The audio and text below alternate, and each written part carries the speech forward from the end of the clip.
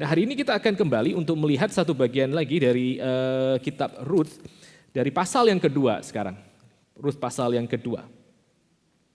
Kita hari ini hanya akan melihat 7 ayat yang pertama saja. Rut pasal yang kedua ayat 1 sampai 7. Kitab Rut pasal yang kedua ayat 1 sampai ayat yang ke-7.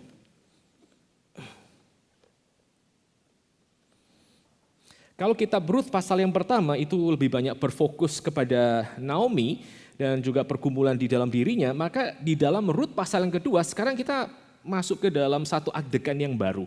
Kalau saudara nonton film ini sudah masuk ke setting yang baru, keluar tokoh yang baru yang bernama Boas. Dan tone di dalam Rut pasal yang kedua itu sedikit berbeda dari Rut pasal yang pertama. Kalau Rut pasal pertama itu kayak kesannya sangat gloomy, sangat berat, maka di dalam Rut pasal yang kedua itu mulai muncul pengharapan. Karena ada sosok yang dimunculkan di sini, orang baru yang bernama Boas yang nanti kita bisa lihat bagaimana kaitannya dengan Rut dan seterusnya. Saya akan bacakan bagian ini, Rut pasal yang kedua ayat 1 sampai ayat yang ke-7. Naomi itu mempunyai seorang sanak dari pihak suaminya, seorang yang kaya raya dari kaum Elimelech namanya Boas. Maka Ruth perempuan Moab itu berkata kepada Naomi, biarkanlah aku pergi ke ladang memungut bulir-bulir jelai di belakang orang yang murah hati kepadaku. Dan sahut Naomi kepadanya, pergilah anakku, pergilah ia, si Ruth, lalu sampai di ladang dan memungut jelai di belakang penyabit-penyabit. Kebetulan ia berada di tanah milik Boas yang berasal dari kaum Elimelech. Lalu datanglah Boas dari Bethlehem, ia berkata kepada penyabit-penyabit itu, Tuhan kiranya menyertai engkau. Jawab mereka kepadanya, Tuhan kiranya memberkati Tuhan. Lalu kata Boas kepada bujangnya yang mengawasi penyabit-penyabit itu, dari manakah perempuan ini? Bujang yang mengawasi penyabit-penyabit itu menjawab, dia adalah seorang perempuan Moab. Dia pulang bersama-sama dengan Naomi dari daerah Moab.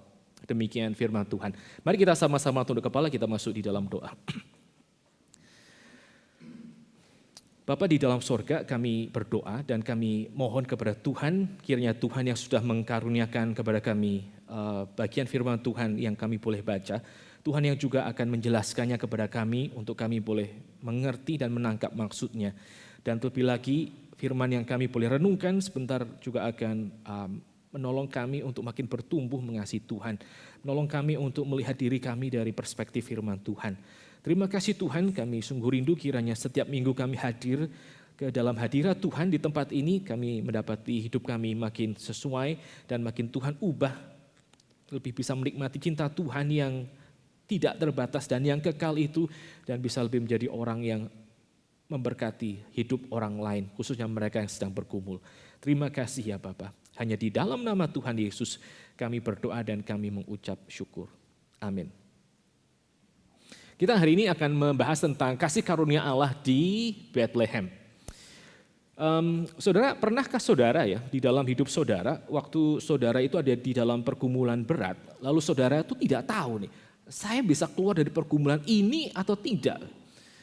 Di tengah-tengah situasi yang sulit di mana kita tidak tahu ke depan akan terjadi apa, apakah kita akan berhasil atau gagal, lalu di dalam kondisi tersebut tahu-tahu Tuhan munculkan satu orang, entah siapa, yang melalui pembicaraan dengan orang itu, tahu-tahu kita mendapatkan satu kekuatan, bahkan juga satu assurance, kayaknya saya akan lewat nih situasi sulit ini karena ada orang itu.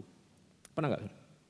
Ya, ini mungkin terjadi di dalam, ya kalau saudara masih kecil, saudara masih punya orang tua, ingat waktu orang tua, waktu saudara masih muda dulu, terus assure saudara bahwa saudara bisa dan seterusnya. Hal ini terjadi waktu pertama saya kuliah di Sydney. Saudara, waktu beberapa tahun yang lalu saya mulai kuliah di Sydney, lalu ambil master, begitu. Saya kuliah di satu kampus ya, Moore College, yang tanpa saya tahu setelah saya keterima itu. Ini setelah saya keterima saya baru tahu. Ternyata syarat untuk bisa melanjutkan program S2 itu adalah kalau si calon mahasiswa postgraduate ini itu excel di dalam namanya Greek exegesis gitu. Eksegese bahasa Yunani level 3. Gitu ya, level 3. Saya tidak tahu karena awalnya mereka sudah cek semua nilai saya dari Jakarta. Mereka bilang oke, nilainya cukup bisa masuk ke S2. Dan waktu itu saya tidak terpikir untuk mengambil studi perjanjian baru, saya terpikir untuk mengambil studi teologi sistematika sebagaimana kebanyakan rekan-rekan saya. Jadi saya pikir ya sudah, saya masuk dan saya akan langsung studi. Waktu diterima akhirnya baru betul-betul sadar, cilaka ini harus excel di dalam Greek exegesis level 3 itu. Jadi bukan cuma sekedar lulus level 3 tapi excel di atas itu, Saudara. Baru keterima jadi mahasiswa postgraduate. Nah, untuk sekedar konteks ya, apa yang dimaksud dengan Greek level 1, 2 dan 3? Begini, Saudara. Kalau di Indonesia zaman dulu waktu saya masih kuliah, maka Greek 1 itu hanya 1 semester, ya, Greek 1. Di Sydney, di kampus yang itu gitu, yang namanya Greek 1 itu 1 tahun loh. 1 tahun. Jadi secara load itu luar biasa sulitnya. Bahkan anak-anak baru di sana yang keterima di program bachelor, Saudara, sebelum mereka masuk ke kuliah rutin, mereka ada intensif bahasa Yunani. Gitu. Saya cuma ambil Greek 1 dan Greek 2 di Indonesia, cuma 1 dan 2 semester. Itu saja, Saudara. Jadi Saudara bisa bayangkan pada waktu saya sampai ke sana, terus saya baru ngerti, saya tuh harus excel di dalam Greek exegesis, melampaui level 3-nya mereka. Saudara bisa membayangkan betapa ketakutannya saya. Ya, jadi di dalam 1 tahun pertama, karena saya diberikan keleluasan untuk audit anak-anak bachelor, saya di dalam 1 tahun itu saya harus mengambil Greek 1, Greek 2, dan Greek 3 bersamaan. Saudara. Di dalam 1 tahun itu. Supaya apa? Supaya akhirnya saya dinyatakan qualified untuk lanjut terus ke program postgraduate yang saya sedang ambil. Itu merupakan satu pergumulan yang sangat berat sekali. Waktu itu saya ya sudah menikah, lalu anak-anak juga masih kecil, kadang-kadang saya juga harus bantu mereka ini dan itu, anak-anak masih usia 1-2 tahun, kalau nangis gak berhenti-henti nangisnya dan seterusnya, dan saya harus menyisakan waktu untuk belajar. Kadang-kadang saya belajar sampai jam 4 pagi baru bisa tidur gitu. Karena saya harus menghafalkan begitu banyak hal di dalam Greek. Nah, di dalam masa-masa seperti itu, Saudara, saya mendapatkan sebetulnya begitu banyak pertolongan ya dari orang-orang yang ada di kampus itu. Kepala Departemen Perjanjian Baru, satu orang scholar Injil Markus yang sangat baik sekali. Namanya Peter Bolt. Dia mengatakan, oke deh, karena kamu misalnya masih kesulitan di dalam pelajaran bahasa Yunani, saya akan minta satu orang dosen yang lain, ini dosen baru, ya, lulusan Cambridge, untuk jadi kayak semacam tutormu untuk 1 semester ini, untuk menolong kamu. Gitu, ya. Lalu akhirnya saya ketemu dengan si dosen muda asal Cambridge ini. Orang ini, Saudara, dia orang yang sangat penting sekali dalam studi surat Paulus.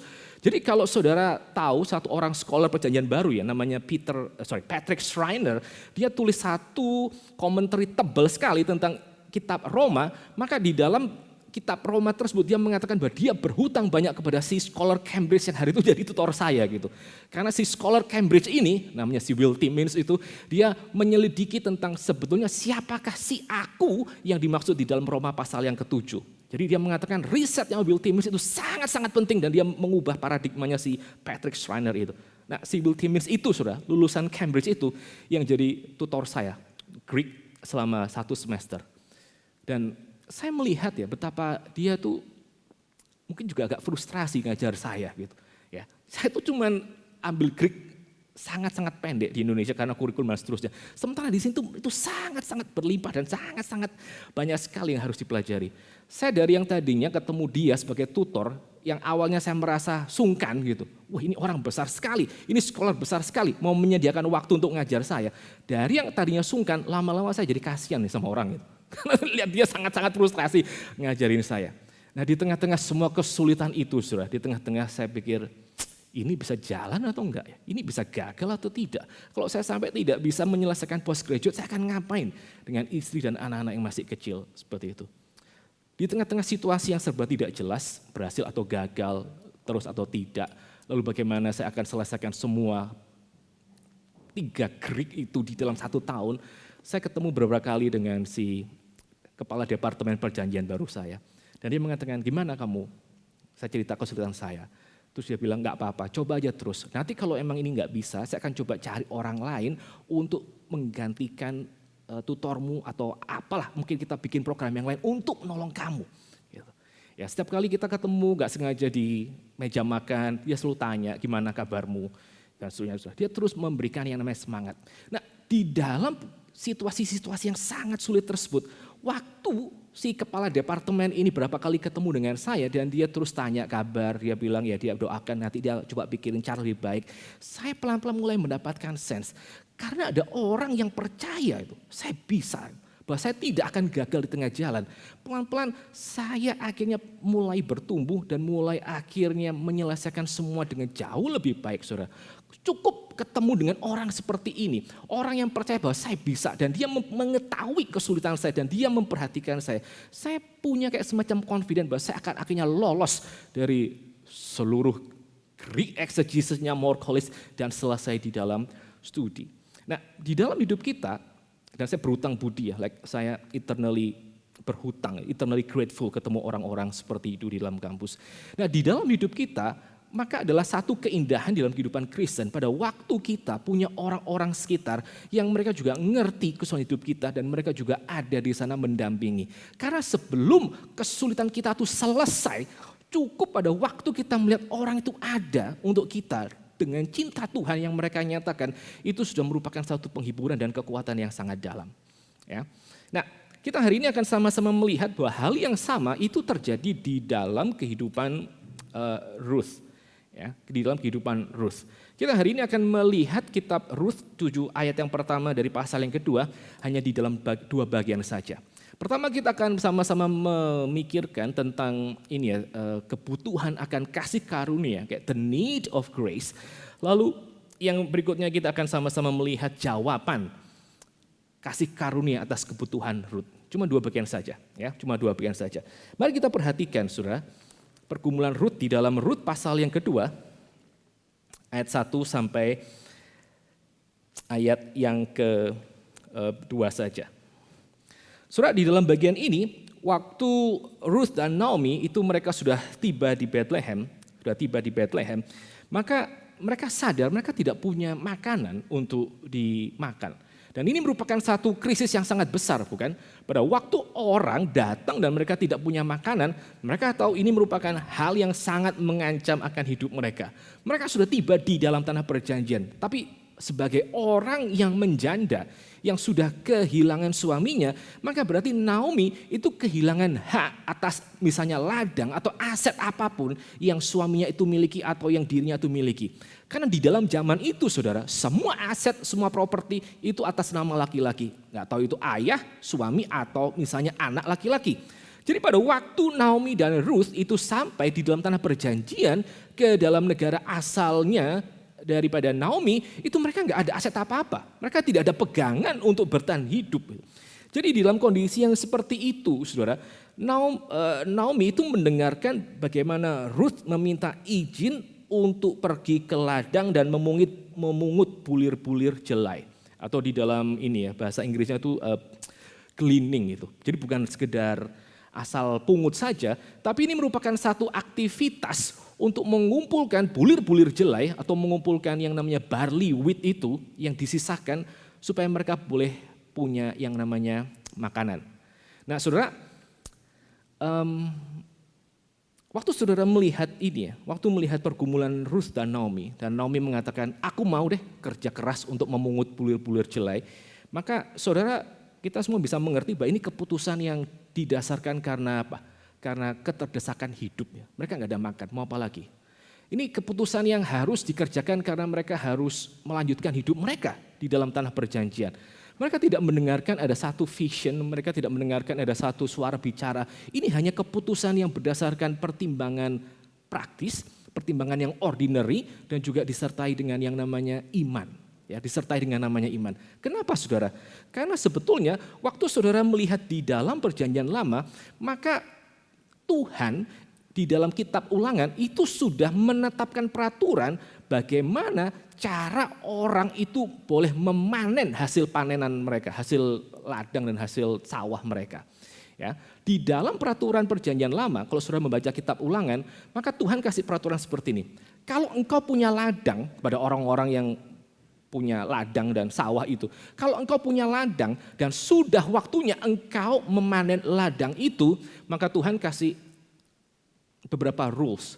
Salah satunya apa? Engkau kalau memanen jangan dipanen pinggir-pinggirnya itu. Pinggir-pinggirnya itu biarin, jangan engkau panen. Ya, kamu boleh panen bagian-bagian lain, tapi jangan yang pinggir. Lalu peraturan berikutnya, selain yang ujung-ujung itu tidak boleh dipanen, yang pinggirnya tidak boleh dipanen, waktu engkau memanen, waktu engkau potong-potong itu ya, whatever lah, hasil bumi itu, barley, jelai dan seterusnya, dan kamu masukkan ke dalam yang namanya kantong atau kamu bawa dengan tangan, kalau misalnya ada yang jatuh, kamu tidak boleh ambil. Ya, biarin jatuh ke tanah, tidak boleh ambil. Lalu pada waktu engkau terus-menerus berjalan dan misalnya engkau kelupaan untuk panen yang sebelah sana atau sebelah situ, biarin. Dah, lepaskan itu semua. Karena apa? Karena di dalam peraturan Taurat, maka bagian-bagian dari kebun yang orang itu luput untuk panen, bagian-bagian pinggiran yang orang tidak boleh untuk panen, itu memang secara khusus disediakan untuk orang-orang miskin. Untuk orang-orang yang tidak punya, termasuk untuk orang-orang asing yang kebetulan ada di dalam komunitas orang-orang Israel. Itu merupakan cara Tuhan mengatur supaya komunitas orang-orang yang tidak punya di dalam bangsa Israel, mereka meskipun tidak bisa kaya, tapi mereka tidak mati. Mereka tetap punya makanan untuk mereka boleh terus hidup. Ya, dan Alkitab itu mengatakan, kenapa Tuhan kasih kebijakan seperti itu di dalam soal pengumpulan jelai? Alasannya jelas. Tuhan mengatakan kepada Israel, karena apa? Karena engkau dulu adalah budak di Mesir dan aku sudah menyelamatkan engkau. Sehingga sekarang sebagai orang yang merdeka dan punya tanah sendiri, engkau juga harus memperhatikan orang-orang yang tertindas, orang-orang yang marginal, orang-orang yang miskin. Jadi peraturan tentang bagaimana memanen itu dikaitkan dengan apa? Itu dikaitkan dengan tindakan Allah yang sudah menyelamatkan Israel dari Mesir. Jadi kalau saudara melihat konteks seperti itu saudara, tindakan mengumpulkan jelai itu sendiri itu sudah merupakan satu respon yang keluar daripada iman atas anugerah yang Tuhan itu berikan kepada dirinya. Ya, kepada dirinya. Nah saudara, saya percaya nggak ada satupun dari kita yang punya sawah waktu di Indonesia. Ada yang punya sawah nggak? Nggak kan? Nggak, kita biasa langsung beli beras ya. Tapi saya mau kasih ilustrasi saudara, untuk sama-sama membuat kita mengerti berapa susahnya menyisakan barley atau hasil ladang kita untuk orang lain. Saudara, waktu kemarin saya ke Indonesia, tujuan utama memang itu kan, memang ikut sidang sinode, itu penting dan itu sangat memberkati. Tapi selama di Indonesia, saya tuh punya satu pengalaman yang indah gitu, karena saya menikmati satu hal yang saya tidak pernah nikmati sebelumnya, yaitu apa? Durian musangking, saudara tahu? Durian musangking. Nah, saya tuh dari kecil saudara, saya tuh ya makan durian oke, nggak makan durian juga nggak apa-apa, juga nggak gitu nyari gitu. Saya relasi dengan durian ya biasa aja. Beda dengan relasi misalnya dengan sambal atau tempe gitu. Sebagai orang Indonesia itu buat saya itu lebih personal ketimbang durian. Nah, waktu saya tuh kemarin pulang ke Indonesia, lalu saya sempat pulang ke kota asal saya ke Malang, ada jemaat itu dia kasih, Pak ini Pak saya coba aja nih. Durian musangking. Ya saya pikir durian musangking ya sama aja, cuma beda nama doang itu durian musangking. Oke lah. Lalu akhirnya dia kasih ke saya, duriannya sampai satu buah, lalu akhirnya sampai di rumah saya akhirnya nikmati. Waktu saya nikmati Pak, saya baru sadar itu. This is the king. Gitu. Ini long live the king. Ini betul-betul one durian to rule them all. Itu luar biasa enaknya itu. Waktu dibuka tuh sangat wangi, terus juga sangat creamy itu. Saya waktu pertama makan, saya kaget sekali karena biji durian yang biasanya itu bulat ternyata tuh tipis. Lalu semuanya itu daging yang sangat-sangat manis dan sangat harum. Waktu saya makan itu, waduh saya pikir saya kayaknya ini deh, gak bisa balik lagi ke durian-durian yang lain. Ini the best durian itu. Long live the king, benar-benar layak untuk mendapatkan nama musangking. Lalu akhirnya saudara, itu waktu di Indonesia kemarin, saya tuh baru sadar beberapa hari yang lalu waktu saya baca berita, lalu cari-cari berita. Ternyata sekarang bisnis durian itu merupakan salah satu bisnis yang sangat-sangat dianggap prospektif dan menguntungkan. Karena sudah tahu, China itu katanya mengimpor durian itu bisa senilai $7 miliar.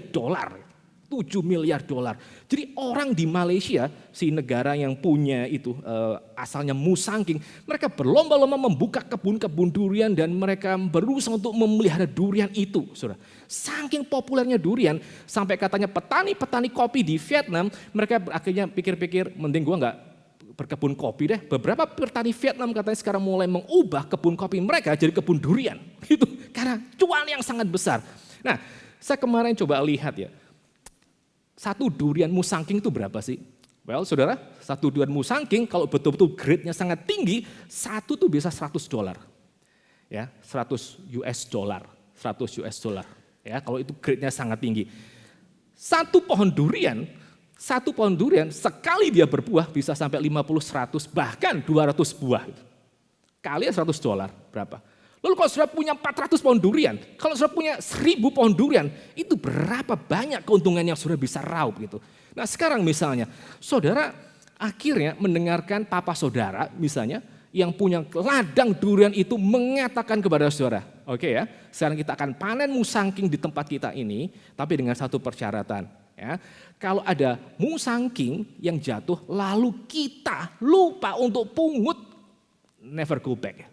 Jangan ambil lagi, tetap kita jalan terus. Kita cuma panen sekali jalan dan tidak balik lagi. Dan yang pinggir-pinggir itu jangan kita panen. Ya, lalu setelah itu dikerjakan. Dan kita melihat di sana sini ada begitu banyak durian-durian yang jatuh, saudara. Lalu kita tanya, kenapa hal itu semua tidak boleh kita ambil? Lalu misalnya papa kita gitu, atau siapapun dalam famili yang punya kebun durian itu mengatakan, ya supaya orang-orang di sekitar tempat kita, orang-orang mungkin mereka miskin dan tidak bisa membeli durian ini, mereka boleh ikut mencicipi dan ikut bersuka cita. Waduh saudara, respon saudara gimana? Itu kalau yang jatuh, kesisa puluhan atau ratusan dari sekian banyak misalnya ribuan ini ya pohon, lalu tercecer puluhan atau ratusan durian di tanah saudara. Saudara bisa mulai pikir itu berapa ruginya gitu.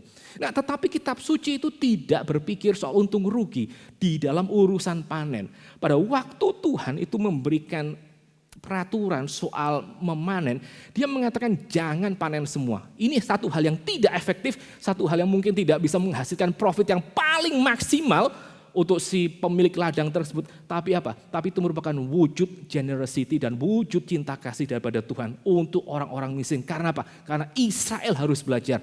Mereka dulu adalah budak dan mereka tidak punya apa-apa dan mereka terima anugerah Tuhan waktu ada di dalam tanah Mesir. Jadi saudara perhatikan, pada waktu hari itu Ruth dia mulai mengatakan kepada Naomi, aku akan pergi untuk berusaha memetik jelai dan memungut jelai-jelai yang tersisa.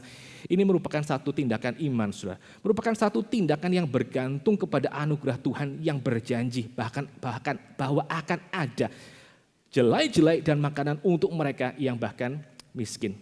Ya, tetapi saudara, ceritanya tidak segampang itu. Karena apa? Karena kita sekali lagi mesti melihat berkali-kali Ruth itu dikatakan sebagai perempuan Moab. Tidak cukup pasal pertama mengatakan hanya satu kali Ruth itu orang Moab. Di dalam pasal yang kedua, ayat yang kedua juga kembali diingatkan kepada kita, maka Ruth perempuan Moab itu. Kenapa Ruth sebagai perempuan Moab itu berkali-kali ditekankan dan terus di-highlight oleh penulis kitab Ruth. Kenapa saudara? Karena saudara, orang Israel itu punya satu masalah dengan orang-orang Moab. Ya. Saya mau tunjukkan satu ayat ya, yang terambil dari Ulangan pasal yang ke-23.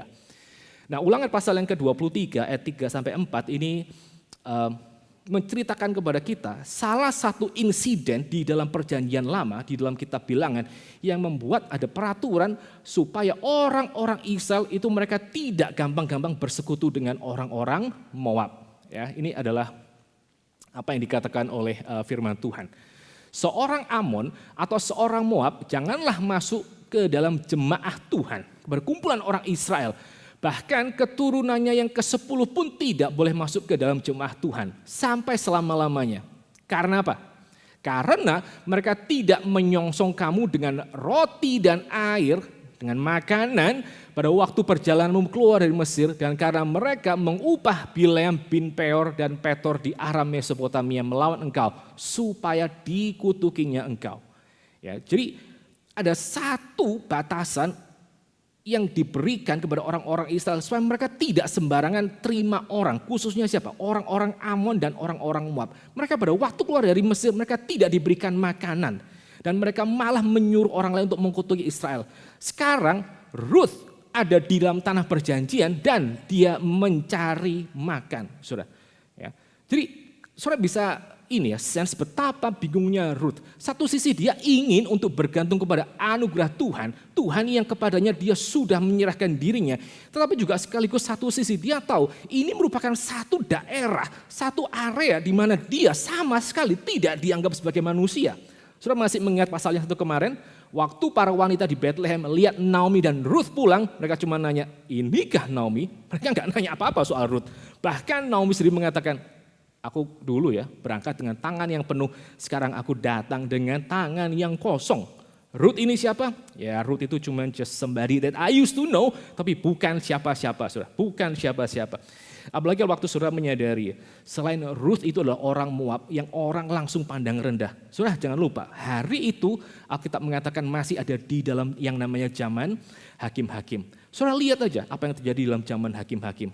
Saudara lihat di dalam pasal hakim-hakim yang terakhir, maka ada begitu banyak assault, ada begitu banyak pelecehan-pelecehan yang terjadi kepada orang-orang daripada wanita-wanita Yahudi di tanah perjanjian.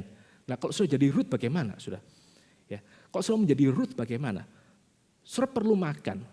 Ada janji Tuhan untuk sediakan makanan kepada orang-orang asing. Tapi sekaligus saudara tahu, saudara itu adalah orang pinggiran. Saudara adalah orang yang dianggap sebagai second class. Bahkan mungkin juga tidak dianggap sebagai sepenuhnya manusia.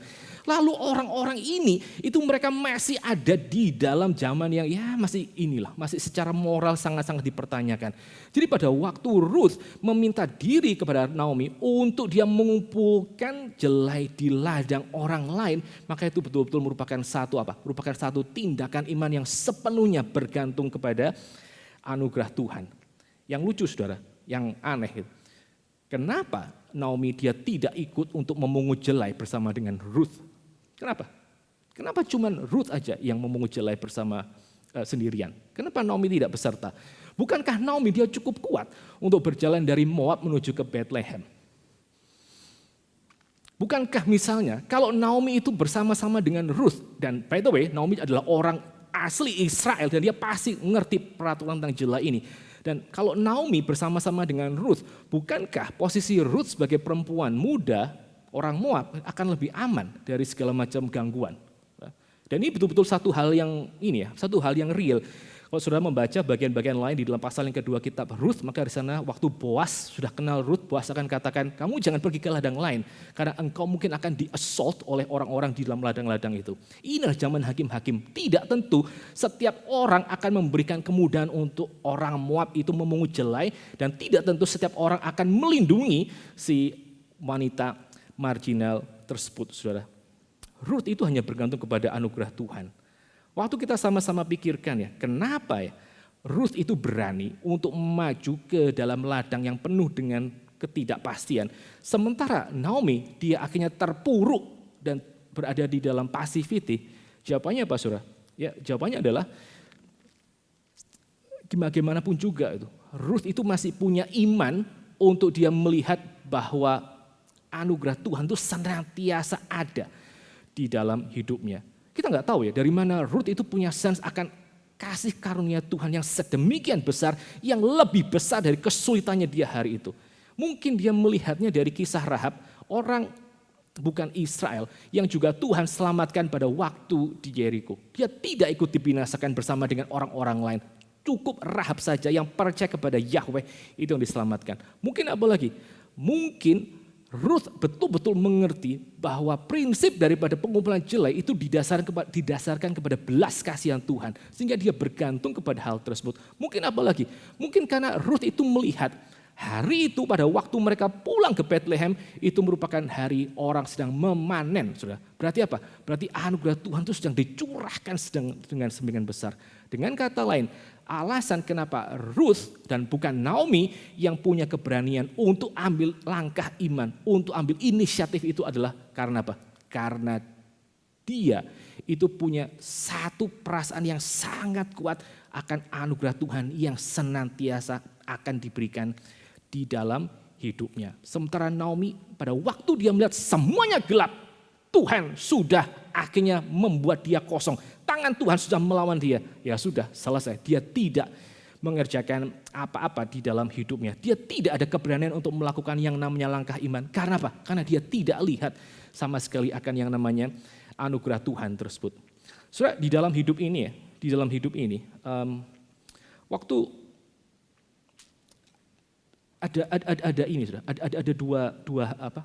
ada dua cara itu untuk orang itu keluar dari kesulitan, untuk orang itu bertahan dalam kesulitan. Cara pertama itu adalah cara stoik, cara para motivator. Nah, di dalam tahun-tahun belakangan itu banyak sekali muncul tulisan-tulisan yang menggali kembali tentang kebijaksanaan orang-orang stoik gitu ya. Orang-orang stoik ini apa? Ya intinya mereka mengajarkan bahwa di dalam segala macam kesulitan, maka engkau harus perhatikan bahwa pada akhirnya semua kesulitan di luar itu adalah hal yang di luar saja. Tetap bagaimanapun engkau harus bisa menguasai responmu atas kesulitan tersebut. Jadi di dalam hidup engkau jangan terlalu melekat kepada ini dan itu.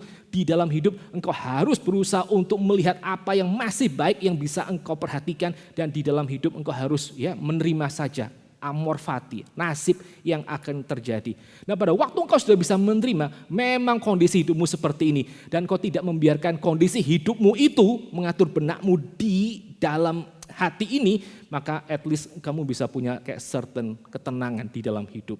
Ya. Nah ini merupakan satu hal yang sering kali kita juga praktekkan dan bahkan juga mungkin diajarin kepada banyak sekali orang. Ada banyak sekali terapi-terapi psikologi yang mereka berusaha pakai pendekatan stoik untuk menolong hidup orang.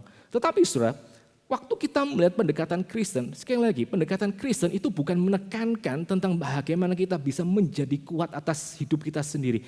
Pendekatan Kristen itu bukan sedang melatih kita untuk kita bisa menguasai hidup kita dengan positive thinking kita sendiri. Tetapi pendekatan Kristen itu mau mengatakan apa?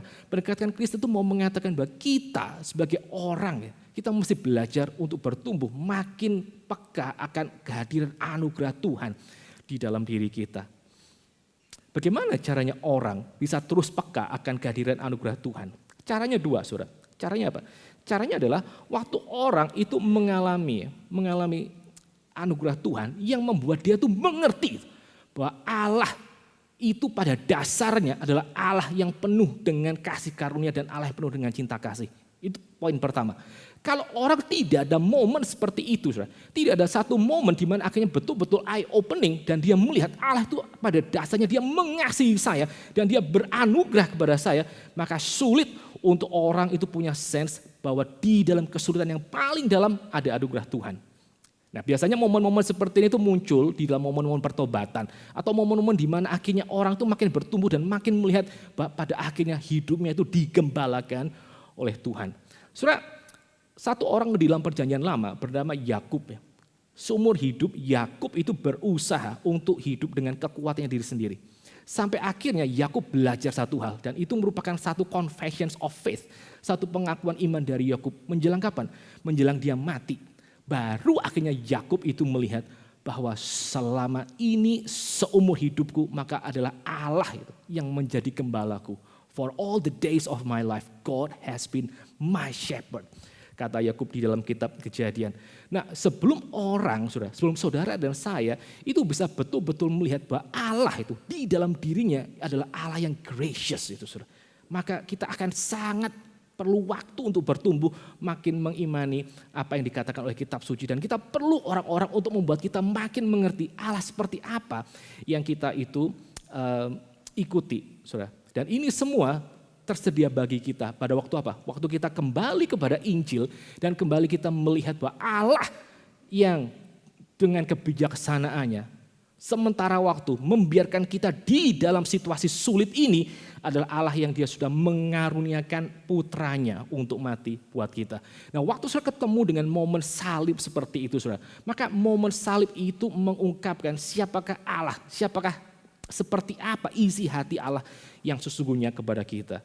Yaitu kunci yang pertama, kita mesti minta kepada Tuhan ada satu eye opening experience untuk melihat bahwa Allah itu adalah yang gracious, Allah yang mengasihi kita meskipun situasi mengatakan tidak itu. Lalu kemudian yang kedua, saudara, bukan hanya kita perlu itu eye opening moment untuk melihat siapakah diri Allah, khususnya di dalam perjumpaan kita dengan Injil. Tetapi juga yang kedua, kita mesti belajar hidup bukan untuk diri kita sendiri, tetapi kita mesti belajar hidup untuk pribadi yang jauh lebih besar, yaitu pribadi yang mengasihi kita. Yaitu siapa? Ya diri Allah sendiri yang sudah menjadi juru selamat kita. Kita perlu momen untuk melihat bahwa Allah itu mengasihi kita, dan kita perlu komitmen untuk kita terus hidup demi Dia yang jauh lebih besar daripada diri kita dan lebih besar daripada apapun yang kita harapkan di dalam dunia ini. Kita hidup hanya untuk Dia. Saya ambil contoh, saudara. Saudara tahu ada satu orang ini ya, dia bukan pendeta, tapi dia orang Kristen yang sering kali bersaksi untuk memperlihatkan kepada orang tentang keajaiban dari anugerah Tuhan atas dirinya yang penuh dengan kekurangan. Saya nggak tampilin fotonya karena saya pikir mungkin sudah banyak yang tahu. Orang Australia namanya Nick Vujicic, sudah tahu. Jadi ini orang Kristen, lahir dari keluarga Kristen, papa mamanya kalau nggak salah hamba Tuhan, dan dia lahir tanpa dua tangan dan tanpa dua kaki. Saudara tahu nggak Nick Vujicic? Nggak tahu. Dia menjadi pembicara di berbagai banyak sekali kesempatan. Dia bicara kepada 110.000 orang di stadion. Dia bicara kepada pemimpin-pemimpin negara. Dia bicara kepada para napi-napi di dalam penjara yang paling jahat. Dia bicara kepada orang-orang di dalam sekolah yang paling nakal untuk kasih tahu apa itu artinya yang namanya anugerah Tuhan di dalam hidupnya. Nah, di dalam kesaksiannya dia mengatakan bahwa waktu dia lahir di dalam keluarga Kristen dan dia menjadi satu-satunya anak yang dilahirkan cacat, tanpa dua tangan dan tanpa dua kaki, betul-betul cuma torso dan kepala doang, saudara. Itu merupakan masa-masa yang paling berat di dalam dirinya selama 10-15 tahun yang pertama. Karena dia lihat apa? Dia lihat semua saudaranya itu mereka lahir lengkap anggota tubuhnya. Semua sepupu-sepupunya mereka juga lahir dengan normal. Hanya dia saja yang lahir cuma torso dan kepala doang. Ya. Dan dari kecil dia mengatakan tiap kali dia diajak ke gereja oleh kedua orang tuanya yang dua-duanya adalah hamba Tuhan kalau nggak salah, mereka selalu menyanyikan Jesus loves me, this I know, for the Bible tells me so. Lalu lagu yang lain, Jesus loves the little children, all the children of the world. Dan dia selalu tanya kepada Tuhan, Tuhan kalau engkau mengasihi aku, kenapa engkau tidak membuat aku normal?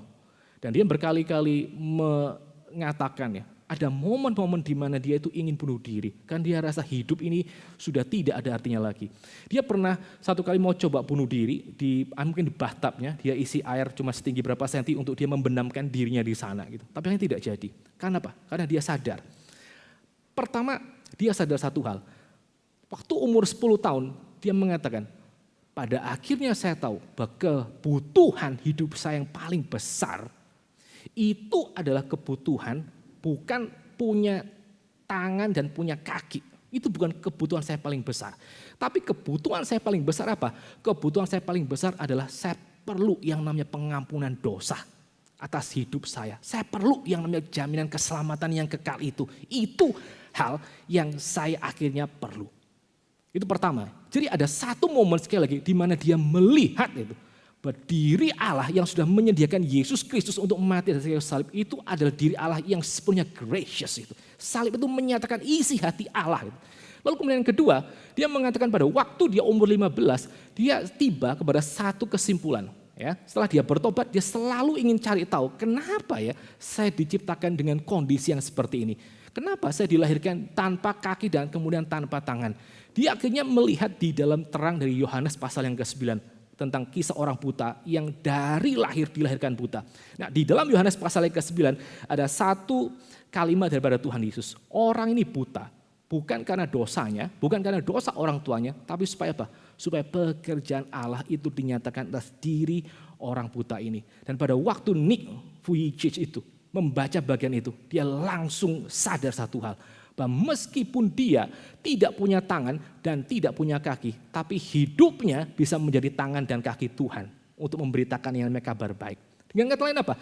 Dia punya itu, bukan hanya sekedar momen ya, eye-opening momen pertobatan di mana dia melihat Allah mengasihi dia di dalam Yesus Kristus. Tetapi dia juga punya satu komitmen, satu arah hidup yang baru. Sekarang aku mau hidup untuk dia yang sudah mengasihi aku. Nah saudara, kalau saudara punya dua hal ini, maka seumur hidup kita tuh bisa punya sense of grace dalam hidup kita. Karena kita sudah diselamatkan dan sekarang kita hidup bukan untuk saya tapi untuk dia. Dan berarti apa? Kalau saya sudah diselamatkan dan saya melayani dia, maka kita bisa punya peace of conscience bahwa Tuhan itu akan pelihara hidup kita. Dan itu yang sedang kita lihat di dalam pergumulan Ruth ya. Ruth tahu bahwa dia sudah menyerahkan hidupnya kepada Allah Israel. Yang pernah siapa? Yang pernah menerima orang seperti Rahab. Dia pernah mendengarkan Allah Israel itu menyelamatkan umat pilihannya dari Mesir dengan 10 tulah. Allah yang setia mendampingi umatnya yang luar biasa keras kepalanya di padang gurun. Ini Allah yang penuh dengan kasih setia. Dan seumur hidup dia bisa mempercayakan dirinya kepada Allah sedemikian. Dan seumur hidup dia bisa hidup untuk Allah yang seperti itu. Sekali lagi saudara, salah satu alasan ya kenapa Ruth itu bisa terus maju karena dia punya this sense of grace. Karena dia tidak menjadikan hidupnya itu sebagai pusat dari segala sesuatu. Dan dia tidak mengukur Allah itu siapa berdasarkan untung ruginya dia. Minggu lalu kita sama-sama sedikit mengingat lagu si Debbie Gibson itu. Lupa saya namanya apa. The End of the World. Ya, sudah masih ingat gitu ya. Saya nggak usah nyanyi lagi gitu kan. Saya hari ini akan kasih lihat lagu yang berikutnya ya.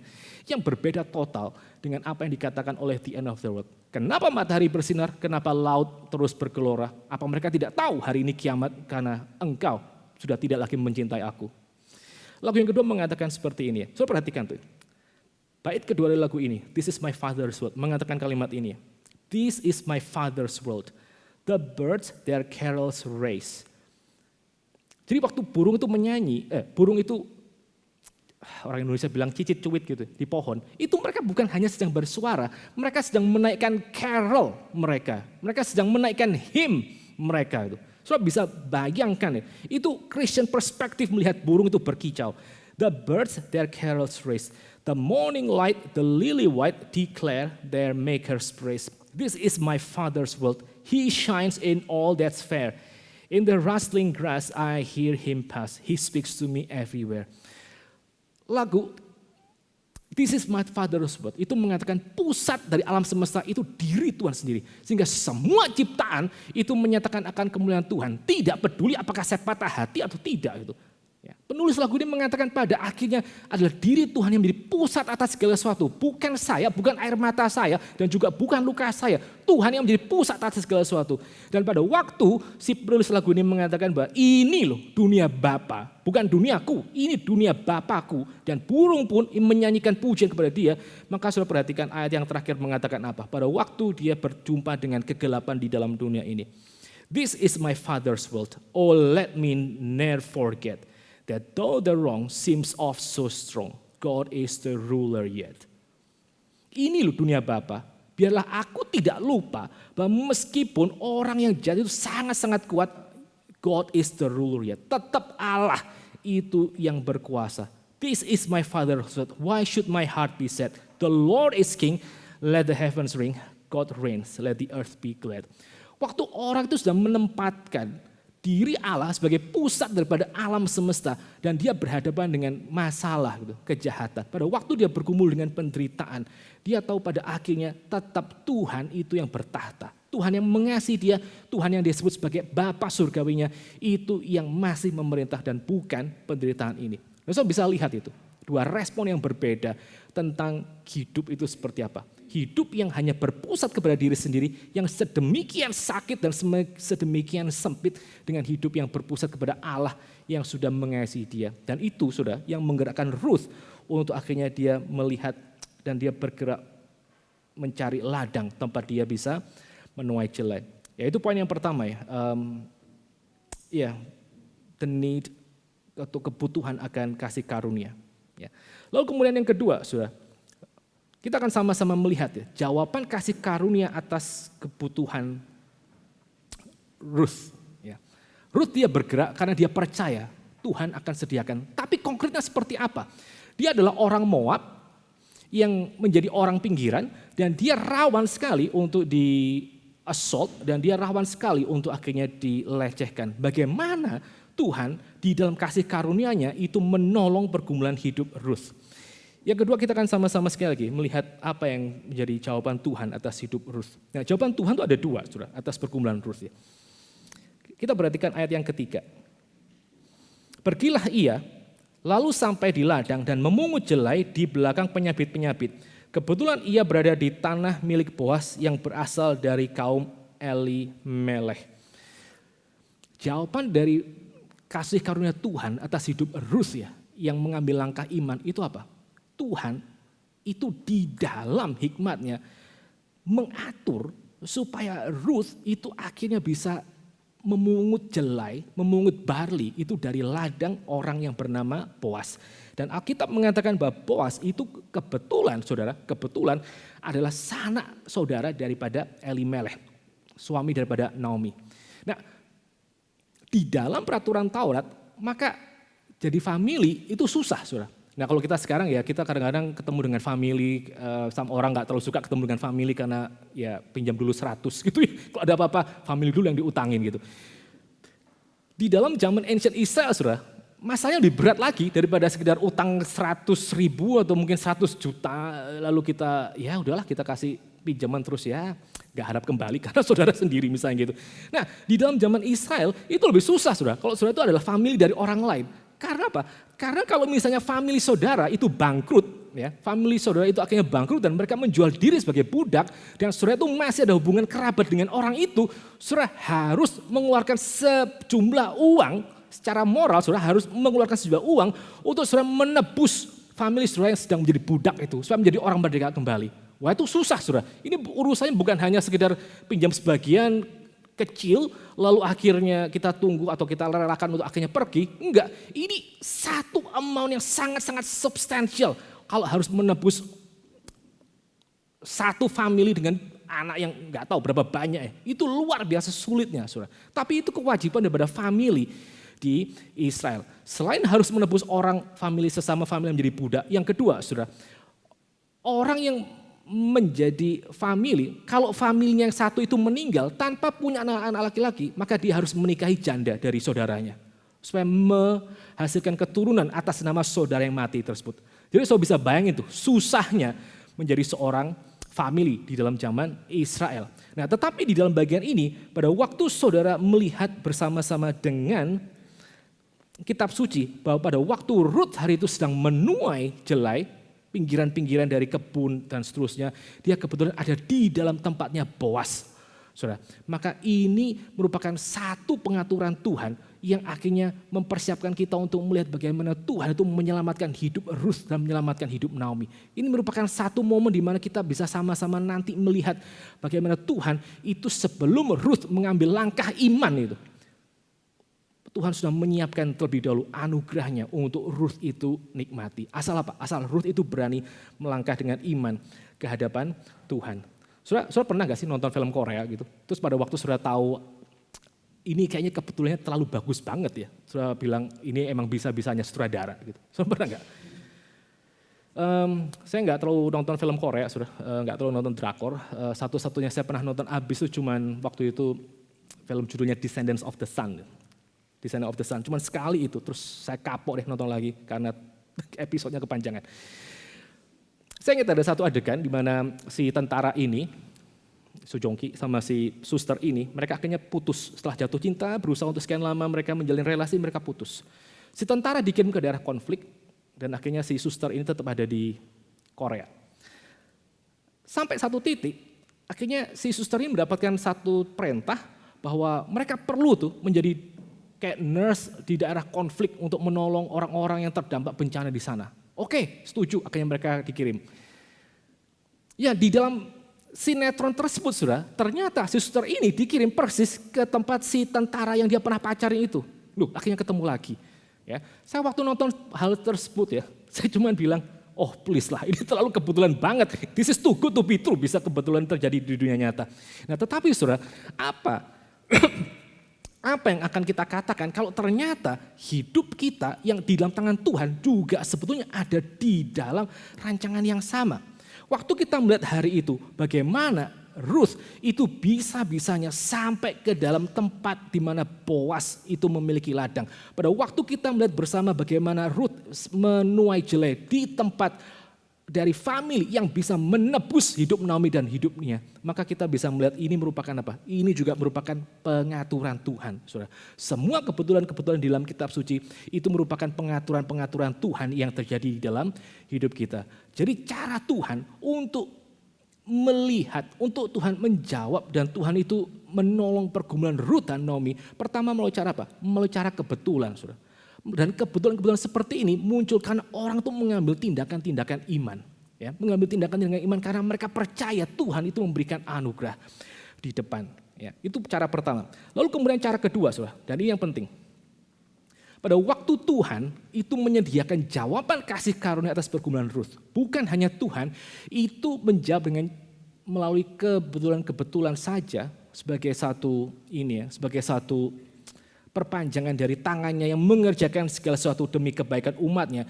Tetapi yang paling penting pada waktu Tuhan memberikan kasih karunia itu, saudara, kasih karunia itu selalu di dalam bentuk pribadi. Selalu di dalam bentuk sosok satu orang atau satu pribadi. Dan orang itu disebut di dalam bagian ini bernama Boas. Ruth itu bukan hanya sekedar kebetulan bisa makan banyak di tempatnya Boas, tapi Ruth pada akhirnya dia punya kesempatan untuk dia itu dinotis oleh Boas. Nah, sekarang kita coba perhatikan bersama-sama ya.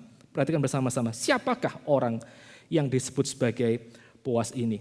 Nah, saudara-saudara, sekilas saudara, kalau saudara melihat ayat yang keempat sampai ayat yang ketujuh, maka saudara bisa mendapati bahwa yang namanya Boas, dia adalah orang yang bukan hanya sekedar punya family dengan Elimelech, sehingga dia secara legal dia punya kemungkinan untuk menebus hidup Naomi dan Ruth. Tapi juga Boas yang kedua, dia punya resources. Dia punya resources. Dia punya ladang yang sedemikian luas dan dia punya apa? Dia punya pegawai-pegawai. Boas itu bukan orang sembarangan. Dia adalah satu orang pengusaha sukses, seorang entrepreneur yang dia punya properti dan dia punya pegawai. Itu Boas. Yang ketiga, saudara, bukan hanya Boas itu family pada Ruth, family juga bukan hanya Boas itu family pada Naomi, bukan hanya Boas itu punya resources, tapi juga saudara perhatikan yang berikutnya. Boas itu adalah satu orang yang di dalam pengaturannya, maka ladang yang dia miliki itu betul-betul menjadi kayak semacam satu miniatur yang ideal dari tanah perjanjian. He's a man of faith. Tahu dari mana? Saya perhatikan apa yang dikatakan Boas. Ayat yang keempat. Waktu Boas datang kepada ladangnya, dia mengatakan kalimat seperti ini. Tuhan kiranya menyertai engkau. May the Lord bless you. Tuhan kiranya menyertai engkau. Lalu pegawai-pegawainya menjawab kepada Boas. Tuhan kiranya memberkati Tuhan. May the Lord bless you. Kata pegawai-pegawainya. Sekali lagi, Boas mengatakan kiranya Tuhan menyertai engkau. May the Lord be with you. Bukannya jawab may the Lord bless you. Nah, waktu saudara melihat saut-sautan antara Boas dengan pegawai-pegawainya, penyertaan Tuhan, lalu berkat Tuhan, Tuhan menyertai dan Tuhan memberkati. Ini apa? Saya mengatakan pada saudara apa? Tuhan menyertaimu dan Tuhan memberkatimu. Bukankah itu kalimat berkat yang disampaikan oleh para imam pada waktu orang Israel akan pindah dari satu tempat ke tempat yang lain. Pada waktu kita tutup benediction ya, maka salah satu berkat yang kita biasa pakai adalah Tuhan menyertai dan memberkati engkau. Bukan. Jadi waktu Boas mengatakan di dalam ladang kecil di Bethlehem itu, Tuhan menyertai engkau, lalu dijawab Tuhan memberkati engkau. Ini merupakan apa? Ini sekali lagi merupakan miniatur yang ideal dari tanah perjanjian. Tanah perjanjian seperti ini, tempat di mana Tuhan memberkati dan tempat di mana Tuhan itu hadir di tengah-tengah umatnya, saudara. Bagi Boas, saudara, urusan memanen, urusan ladang itu bukan urusan yang sekuler, tapi itu merupakan betul-betul berkat Tuhan atas hidupnya. Dan dia menjadi orang yang dia mengerti bagaimana mempersembahkan segala sesuatunya untuk kemuliaan nama Tuhan. Bagaimana menjadikan tempatnya usaha dan tempatnya hidup itu sebagai miniatur dari tanah perjanjian yang ideal tersebut. Lalu kemudian yang berikutnya, saudara, bukan hanya Boas itu family daripada Naomi. Bukan cuma Boaz itu resourceful, bukan hanya Boaz itu adalah a man of faith, ya, tapi juga Boaz adalah orang dari Bethlehem. Nah ini penting sekali, waktu kita nanti ngerti Boaz adalah orang yang berasal dari Bethlehem, dan kita melihat bagian-bagian yang berikutnya, ternyata Boaz akan menjadi nenek moyang dari Tuhan Yesus sendiri. Tapi yang terakhir, yang kita bisa lihat dari Boaz, Boaz bertanya kepada para bujangnya, ayat yang kelima, dari manakah perempuan ini? Dari manakah perempuan ini? Saudara, kalau saudara melihat pergumulan daripada Ruth, waktu dia pertama datang bersama dengan Naomi, gak ada orang tanya dia, gak ada orang yang notice dia. Waktu dia datang bersama dengan Naomi, bahkan Naomi pun juga tidak menghiraukan kehadiran daripada Ruth. Ini merupakan kali pertama ada orang lain yang menanyakan tentang siapakah Ruth. Jadi Anda bisa melihat seluruh gambarannya. Siapakah Boaz? Dia adalah orang, ya, adalah orang yang berasal dari Bethlehem, famili daripada Elimelech dan Naomi yang sedang kesulitan itu, yang terancam binasa. Dia orang yang berasal dari Bethlehem. Dia punya resourceful untuk menyelamatkan, dan dia adalah orang gitu yang menjadi ekspresi dari janji Tuhan, berkat Tuhan, penyertaan Tuhan kepada orang Israel. Dan orang seperti ini yang dijumpai oleh Ruth. Dan orang seperti ini yang notice itu. Ruth yang sedang kesulitan dan Ruth yang sedang terancam binasa tersebut. Saudara, pada waktu kita merenungkan bersama-sama tentang bagaimana Tuhan itu menyatakan kasih karunia-Nya kepada orang yang membutuhkan. Tuhan bisa mengatur kebetulan-kebetulan itu terjadi. Tapi yang berikutnya, pada akhirnya kasih karunia Tuhan itu selalu ditampilkan dan ditampakkan di dalam bentuk apa? Di dalam bentuk sosok pribadi yang penuh dengan penyertaan dan hadirat Tuhan. Sosok pribadi yang apa? Yang dia merupakan satu cerminan dari siapakah diri Tuhan tersebut. Alkitab mengatakan firman itu menjadi daging. Firman itu bukan hanya di awang-awang, tapi mesti di-embodied, saudara. Dan pada waktu orang itu betul-betul mencerminkan itu. Mencerminkan apa? Mencerminkan yang namanya anugerah Tuhan, hadirat Tuhan, dan penyertaan Tuhan, maka orang di sekitarnya itu boleh mendapatkan kekuatan dan boleh mendapatkan jawaban atas pergumulannya. Sudah beberapa waktu ini ya, kita dikejutkan dengan skandal dari orang-orang seperti Jeffrey Epstein. Epstein Files itu sudah dibuka dan kita tercengang-cengang waktu mengikuti berapa banyak nama orang-orang yang mereka punya power, yang mereka punya resource itu, yang mereka kelihatannya sangat-sangat baik, tapi di balik itu semua mereka betul-betul merupakan orang-orang yang memangsa orang lain, betul-betul menjadi predator yang memangsa orang, anak-anak bahkan di bawah umur dan seterusnya. Orang-orang yang punya royal title, orang-orang yang merupakan orang-orang yang sangat-sangat terpandang dan orang sangat dihormati. Mereka pakai apa? Mereka pakai kekuasaannya itu untuk memangsa orang-orang lain. Nah, saudara bisa bandingkan tuh dengan apa yang dikerjakan oleh orang-orang seperti yang kita tadi sebutkan tuh, Nick Vujicic. Dia tidak punya tangan, dia tidak punya kaki, tapi orang sedemikian di dalam hidupnya betul-betul secara fisik tidak sempurna. Kalau saudara lihat apa yang dia kerjakan dan apa yang dia sudah kumulkan bersama dengan Tuhan, dia betul-betul kayak cicipan dari embodiment of God's presence and God's grace and God's help itu untuk orang-orang yang kesulitan. Saya beberapa kali melihat bagaimana pada waktu dia selesai bicara, kasih pengharapan, kasih jalan keluar tuh. Kasih picture yang lebih jelas bagaimana Tuhan belum selesai membentuk orang yang sedang bergumul itu. Maka banyak orang yang akhirnya selesai dia bicara, mereka datang kepada dia dan mereka peluk dia dengan penuh tetesan air mata. Karena apa? Karena yang mereka dengar, saudara, itu bukan hanya sekedar teori doang. Yang mereka dengar pada waktu orang yang tidak punya tangan dan kaki ini bicara, itu apa?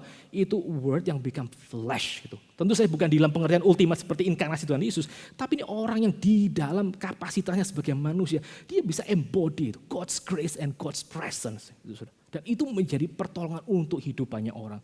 Saudara, sekali lagi pada waktu kita sedang bergumul dengan kitab Ruth ini ya, mari kita boleh menjadi orang-orang yang juga membawa akan kasih karunia Tuhan kepada orang-orang yang sedang kesulitan, orang-orang yang sedang menderita. Kita menjadi bagian dari jawaban Tuhan. Bahwa firman Tuhan tersebut itu pada waktu di-embodied dalam bentuk satu sosok person. Itu betul-betul nyata dan betul-betul orang bisa merasakan akan kasih karunia Tuhan di dalam diri orang itu yang mengalir kepada orang-orang yang kesulitan. Nah, tapi untuk orang menjadi orang seperti ini, saudara, jangan lupa bahwa kita sekali lagi harus berjumpa dengan diri Tuhan yang mengasihi kita. Dan kita menjadi orang yang seumur hidup hanya bagi Dia. Selama-lamanya kita boleh terus mendapatkan sense of grace tersebut. Dan bukankah pada akhirnya waktu Tuhan memberikan pemberian terbaik, Dia memberikan pemberiannya di dalam bentuk sosok pribadi juga. Dia memberikan Yesus Kristus yang akhirnya betul-betul menjadi manusia dan memberikan seluruh hidupnya, ganti hidup kita di atas kayu salib. At the end of the day, the best gift yang Tuhan berikan itu adalah person. Dan biarlah kiranya kita yang sudah menerima person yang diberikan oleh Allah Bapa di atas kayu salib tersebut, kita juga menjadi person yang juga embody that grace dalam porsi kita dan memberikan hidup kita bagi orang lain membutuhkan. Mari kita sama-sama tunduk kepala kita masuk dalam doa.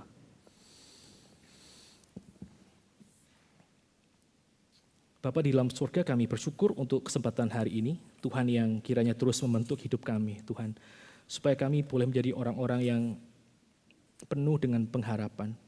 Bukan karena kami mengatakan hal-hal yang positif dari pikiran manusia kepada hati diri kami sendiri. Tetapi karena kami sungguh-sungguh mengenal siapakah Tuhan yang mengasihi kami. Tuhan yang penuh dengan kasih karunia. Tuhan yang kepada kami sudah meletakkan iman kami karena Tuhan menebus kami dan kepada Tuhan yang kepadanya kami hidup. Terima kasih ya Tuhan, kami berdoa biarlah kiranya Tuhan yang ubahkan hidup kami menjadi orang yang terus melihat akan anugerah Tuhan dimanapun. Menjadi orang yang penuh dengan hadirat dan juga penuh dengan kebenaran Tuhan. Menjadi orang yang mengerti apa itu artinya dikasih oleh Tuhan dan dimiliki oleh Tuhan. Sehingga akhirnya dengan pengalaman hidup kami berjalan dengan Tuhan, kami juga boleh menjadi orang yang embody karakter Tuhan dan juga anugerah Tuhan kepada hidup orang lain. Terima kasih Tuhan, ampuni kami yang kami mungkin hanya pusing akan urusan diri kami sendiri. Tolong kami boleh menjadi alat-alat dan juga berkat Tuhan kepada hidup orang lain di dalam takaran dan porsi kami. Hanya di dalam nama Tuhan Yesus kami berdoa. Amin.